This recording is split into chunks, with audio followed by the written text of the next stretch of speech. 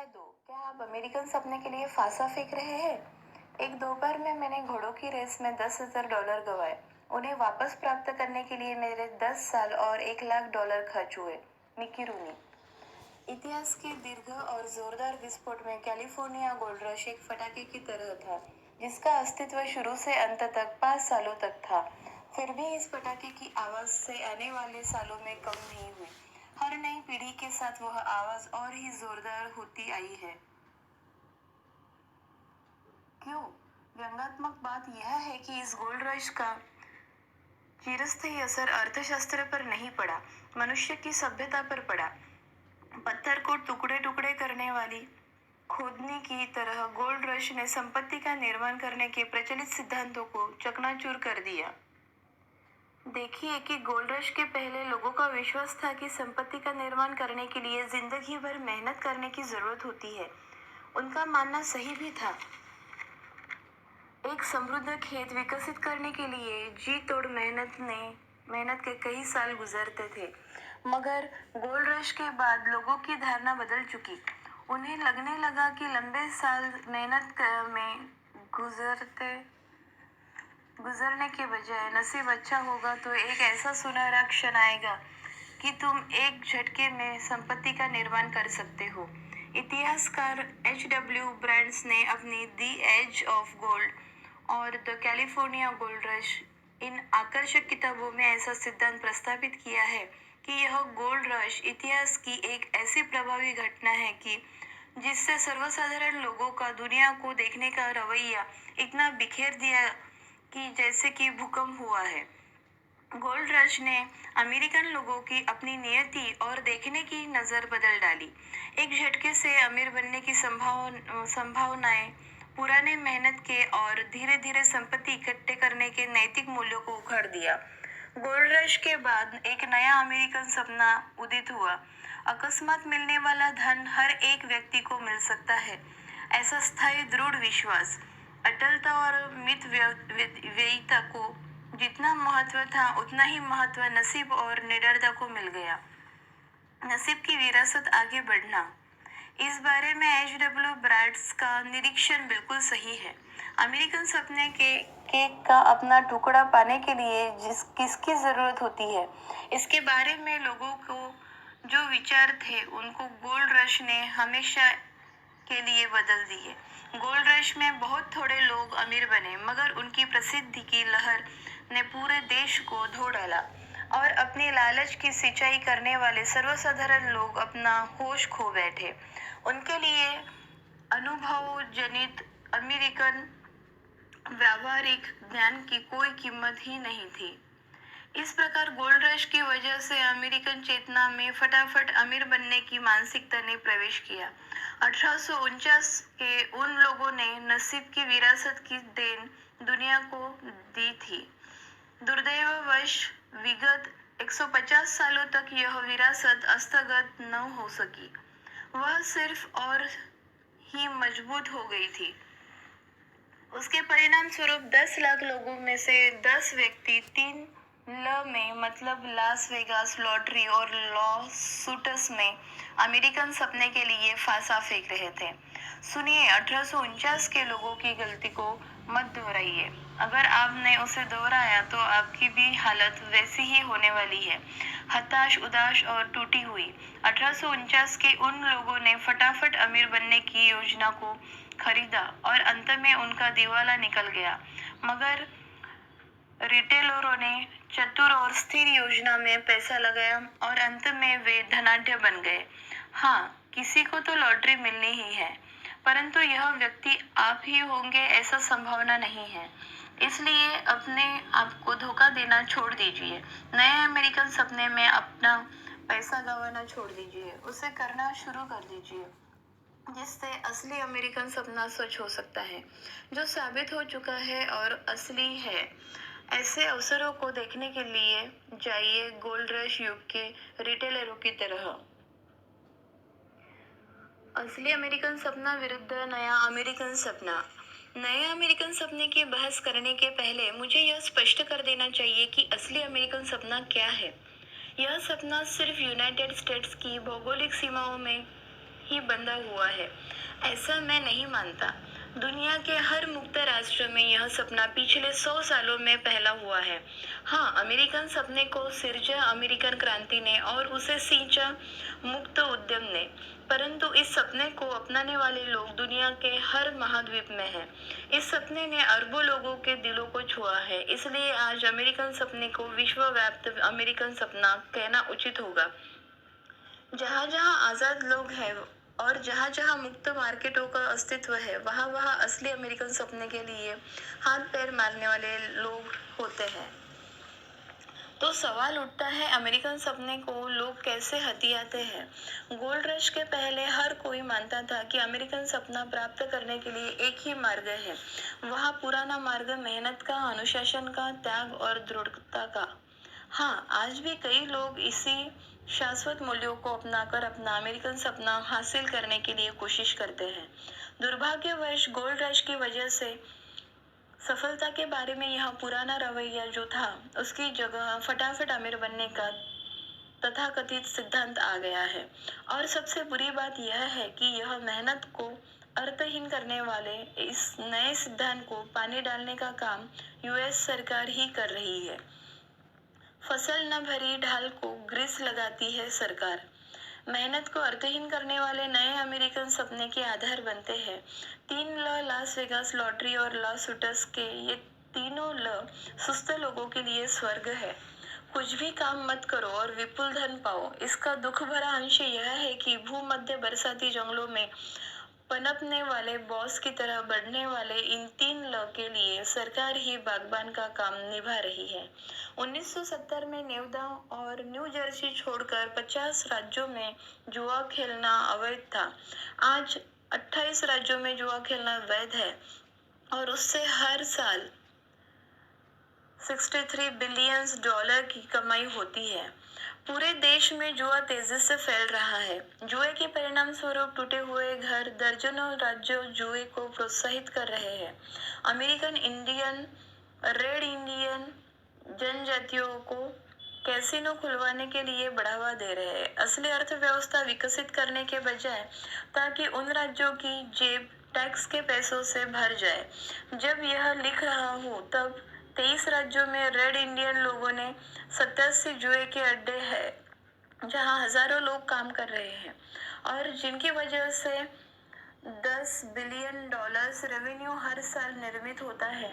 Las Vegas और Atlantic city में मिलने वाले रेवेन्यू को जोड़कर जितनी धनराशि होगी, उससे अधिक रेवेन्यू रेड इंडियंस के कैसीनो से मिलता है। हमारे दूरदर्शी राजनीतिज्ञों की कृपा से यूएस में सबसे महत्वपूर्ण तरक्की करने वाला व्यवसाय है वैध कराया गया जुआ।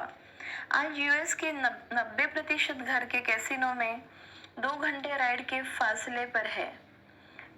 ईस्वी सन 2000 में 21 वर्ष से अधिक उम्र के 25% लोग कैसीनो में जाते ही थे।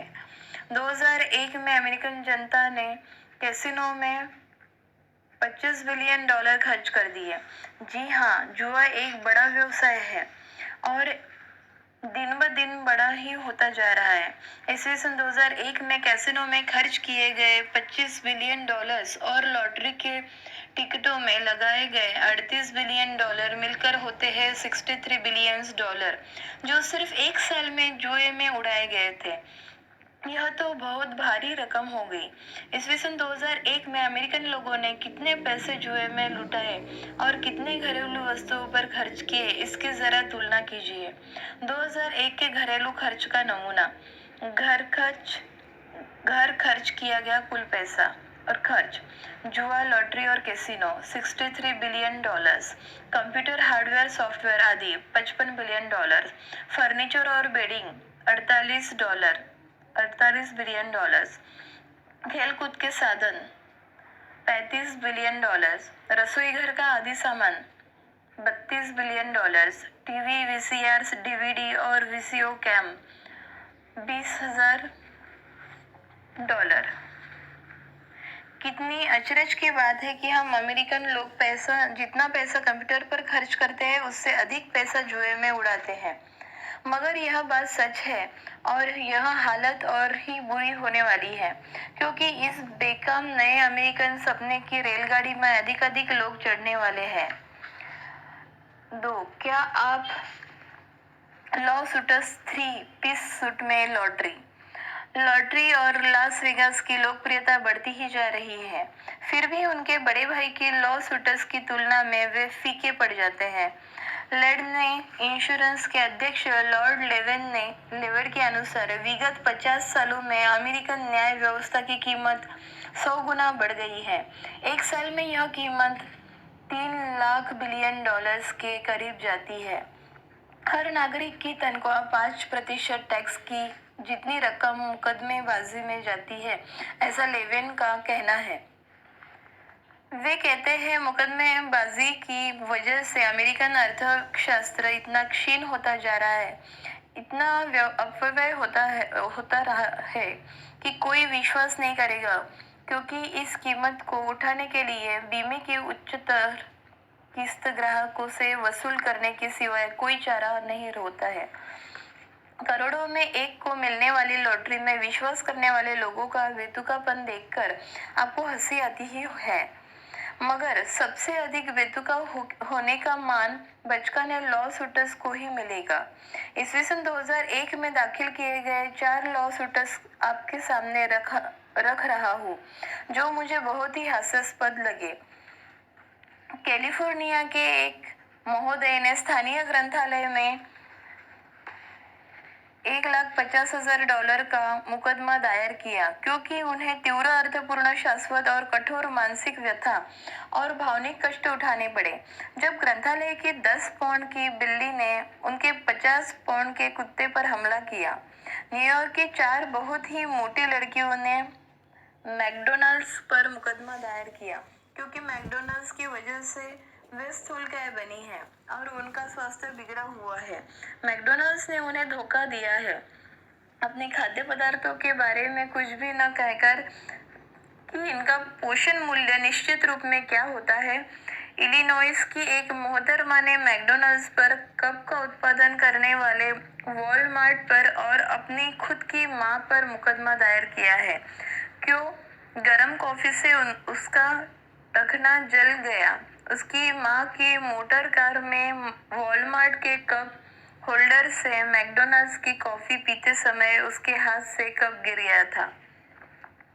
फ्लोरिडा के एक शख्स ने 6 शराब खाने और शराब की दुकानों पर और इलेक्ट्रिक कंपनी पर मुकदमा दायर किया, क्योंकि शराब की नशे में चूर होकर जब वह एक इलेक्ट्रिक टावर पर चढ़ता जा रहा था, तब पावर लाइंस को पकड़ने की वजह से उसके हाथ जल गए थे। इन अजीब सनकी और मूर्खतापूर्ण लॉसूट्स से अधिक हास्यास्पद सिर्फ वे वकील हैं जिन्होंने ऐसे मुकदमे लड़ने में हामी भर दी। लोग ऐसे मुकदमे क्यों दायर करते हैं? सिर्फ एक ही कारण है, कभी कभी वे जीत जाते हैं। इससे भी बुरी बात यह है कि जूरी अवार्ड्स बढ़ रहे हैं। पथपाथों पर होने वाली दुर्घटनाओं के मुकदमे निपटाने में न्यूयॉर्क शहर का सालाना बजट $30,000 है, $30 लाख है। यह कोई अचरज की बात नहीं है।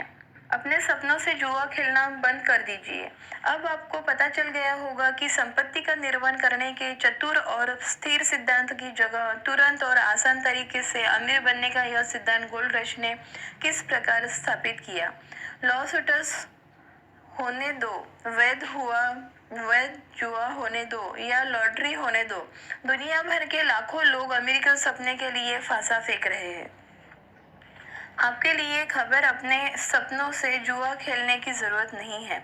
सोने की तलाश में घर से दूर क्यों भाग रहे हैं, जबकि सोना आपके ही घरों में पड़ा है और आप सोने की खदान पर बैठे हुए हैं। मेरे कहने का मतलब है कि जो सुस्पष्ट है उसे देखिए, सुस्पष्ट को देखिए।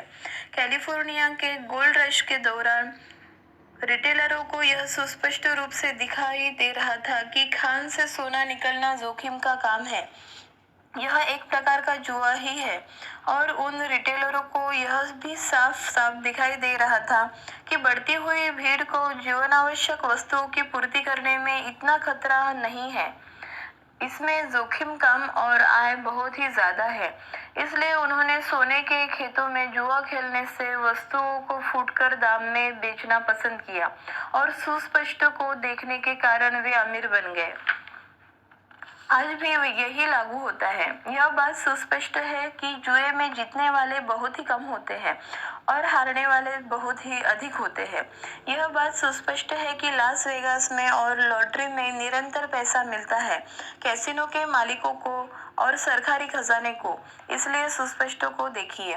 यह तो सुस्पष्ट है कि आप और हर कोई अपना घर चलाने के लिए हर महीने हजारों नहीं तो सैकड़ों डॉलर खर्च करते ही है। यह तो सुस्पष्ट है कि घरों को इक्विटी होती ही है। उसी घरेलू वस्तुओं को भी इक्विटी होती है। यह तो सुस्पष्ट है बहुत सारा अतिरिक्त पैसा खर्च करने के बजाय चाहे जैसे भी पैसा पर व्यवसाय खड़ा करने में खतरा कम है। और यह भी सुस्पष्ट है कि आपको और हर व्यक्ति को चाहे जितने भी घरेलू वस्तु और सेवाएं खरीदनी ही पड़ती है तो उसे चाहे जैसे भी पैसों में कुछ पैसा घर में ही रखना मतलब की बात है। इससे और अधिक सुस्पष्ट क्या हो सकता है। आखिर जब आप सुस्पष्ट को देखेंगे तब आप देख सकेंगे कि आपका घर सोने के ढेलों से भरा पड़ा है जो खान से बाहर आने की राह देख रहा है। इसके बारे में और जानने के लिए आगे बढ़ते रहिए।